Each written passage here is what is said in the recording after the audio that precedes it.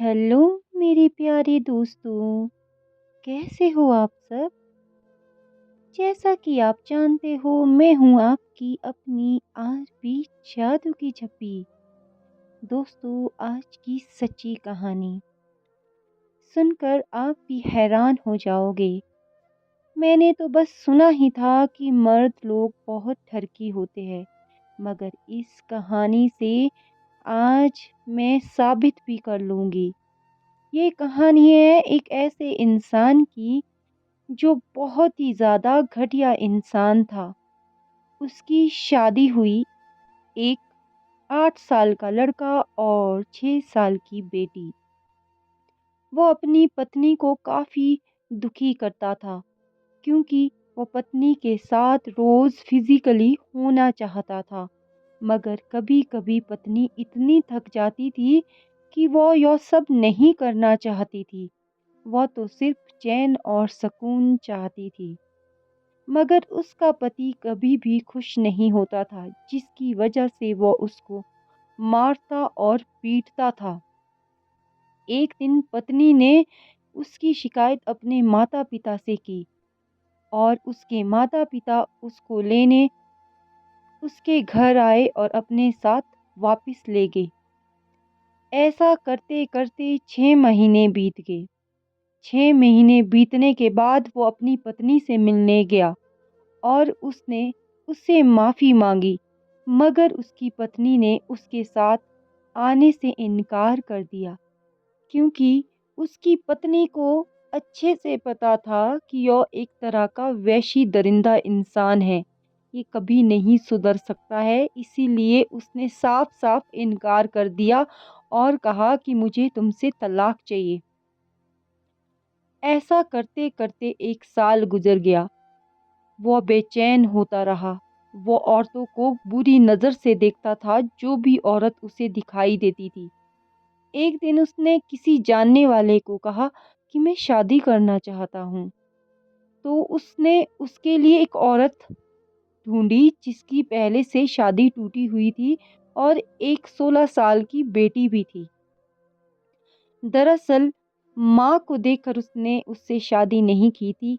वो तो बेटी के लालच में उससे शादी कर बैठा। वो हर रोज़ उसकी फिजिकली इच्छाएं तो पूरी हो रही थी, मगर कहीं न कहीं उसकी नज़र अपनी सौतेली बेटी पर थी। एक दिन उसने एक प्लान बनाया। उसने अपनी वाइफ को कहा कि अब हमें एक बेटी की ज़रूरत है। उसने अपनी पत्नी को प्रेग्नेंट किया और जब उसकी डिलीवरी होने लगी तो अचानक से वो सीढ़ियों से गिर गई, जिसकी वजह से उसकी पत्नी के पेट में ही बच्चा मर गया और दर्द की वजह से उसकी पत्नी की भी डेथ हो गई। इस तरह से घर पर सिर्फ वो और उसकी सौतेली बेटी ही रह गई। वो उसको अपना पिता की तरह ट्रीट करती थी, मगर उसके दिलो दिमाग में उसके लिए सिर्फ गलत ही था। उसने सोचा कि एकदम तो ये मेरे पास नहीं आएगी, मैं ऐसा करता हूँ जिसे ये एकदम से मेरे पास आ जाए। वो नादान थी, उसे कुछ पता नहीं था। वो उसे हर रोज़ वॉशरूम में नहाते हुए देखता रहता था और इस तरह से उसने एक दिन अपनी बेटी के पास जाकर कहा कि यो देखो मैं तुम्हें क्या दिखा रहा हूँ। वो उसे गंदी गंदी वीडियो दिखाता था। तो वो गुस्सा हो गई और उसने कहा कि पिताजी, आप मुझे यह सब क्या दिखा रहे हो, यह गलत बात है।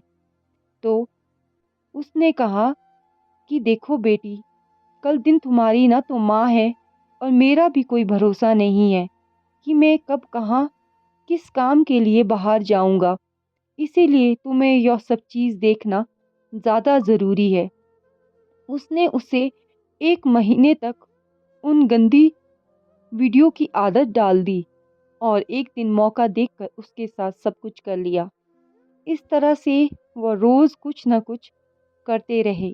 अब बेटी को भी अच्छा लगने लग गया था। वो भूल गई थी कि यह मेरा पिता लगता है, मगर और वो बाप भी भूल गया था कि यह भी मेरी बेटी लगती है। दोस्तों देखो, आजकल किस तरह से लोग ना तो अपनी बेटी, ना अपनी बहू, ना अपनी वाइफ, किसी को भी नहीं छोड़ते हैं।